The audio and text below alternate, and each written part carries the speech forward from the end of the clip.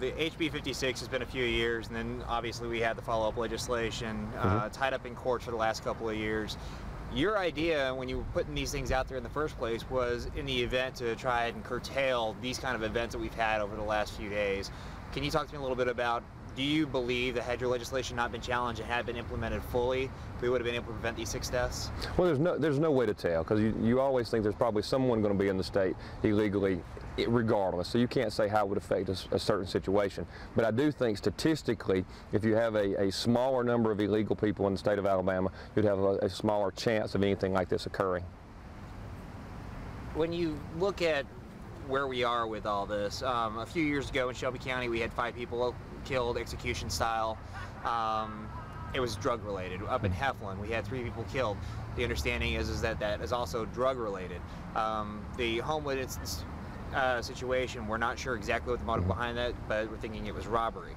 How do you legislate, to stop these kinds of killings? I mean, is there anything that you can pass in the law in order to prevent that, or to give us more resources, or give police more resources? Well, I think what we have to remember is we have our own set of problems already. We have issues that we have to deal with in Alabama and all across the country when it comes to crime. I just think it makes no sense to bring in millions upon millions of new people and bring in their percentage of folks who are criminals. And that's the problem. Let's deal with our own issues. Let's don't import issues that we don't necessarily need to have.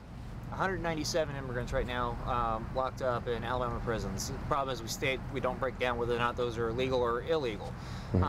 What's your thoughts regarding that? I mean, we got an overpopulated prison system. Somebody comes into this country, they're illegal, they commit a crime. What would be your preference for it to happen to them? Well, I think as we can see what happened over the last week, where the federal government deported someone, and because of the fact they have not closed off the borders, they really don't care what the security issues are at the border, that person comes back into the state and commits a crime. So I would think the best thing we could do is put someone in our penitentiaries and keep them there if the crime warrants it. That seems to be the only way to keep our people safe, is to put them in the prisons and keep them there for their entire term. We look at what local law enforcement is doing. Jefferson County, even though they've had their budgets cut dramatically based on what's going on the county level, trying in order to secure our roadways, in order to try and keep the drug trafficking and the illegal shift of drugs to our state. But the money just isn't there in order for multiple agencies to sustain these kind of operations. What's your thought on that? Well, I think that one of the things we tried to deal with by passing our anti-illegal immigration legislation, it's a fact that if you look, there's an underbelly that happens under illegal immigration that does deal in the drug trade, the human trafficking, a whole host of other crimes. And if you reduce those numbers of people decide that Alabama is not a hospitable place to be here illegally, you would automatically deal with some of those issues just because you've reduced the numbers of population. Got any questions? This issue with the one individual who's deported and he came back, to you, what does that say about the federal system? Well, it absolutely shows, and unfortunately it was a horrible incident that occurred in a couple of places across the state dealing with illegal aliens in our state. But it just shows that because of their lack of security at the border, that it really doesn't matter how many people they say they deport. It's very, very easy to come back. And we're talking about someone who just left in the spring and comes back and commits a heinous crime, shoots a police officer, kills some people. And that's what we've been trying to ask for the entire time, is for the federal government to do its job, to hold up its end of the contract. And all our legislation has ever tried to do is help in that effort. And it shows that they're not getting the job done. I'm just thankful that these occurrences have not happened more. Yeah, one of the things we constantly hear is that you can't legislate morality, whether it's illegal immigrants or whether it's local citizenship. You've been in Montgomery a long time. Is there anything else that can be done legislatively in order to try and curb this kind of violence outside of additional gun control? Well, gun control is not the answer. I mean, we all know that people kill people. And unfortunately, we have some people who have committed murder in the last week who are not supposed to be here at all. And my argument is, if you have people who aren't supposed to be here at all, and you are able to remove them from your state or remove them from your country like the law says, they would not be here at all to commit the crime in the first place. That just seems to make perfect sense to me. Going back to one individual, he lived in Oxford, deported, came back to the same community.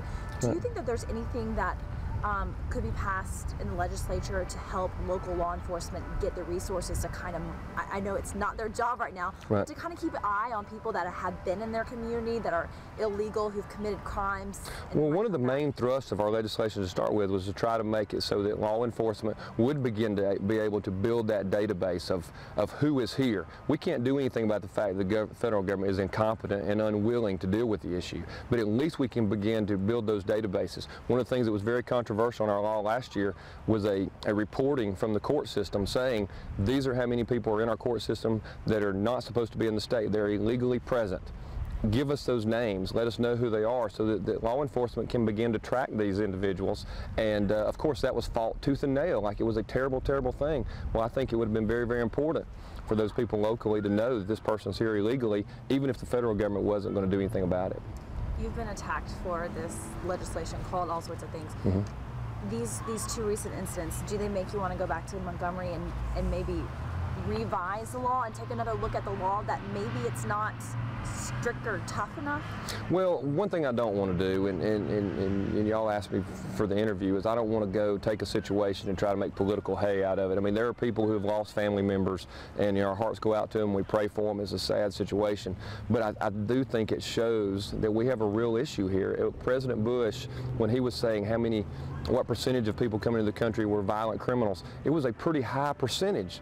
So if you're talking about 5 to 10 out of every 100 people being a violent criminal who comes over the border illegally, these kinds of things are going to happen, which is one of the reasons why we want the borders closed, and we want to know who's in the country and why you're here, and we want illegal immigration stopped, because these things will happen. Anytime you bring a population of people in and put them in a new place, eventually somebody's going to commit a crime. And my point is, if they were not here in the first place, they wouldn't be here to commit the crime at all.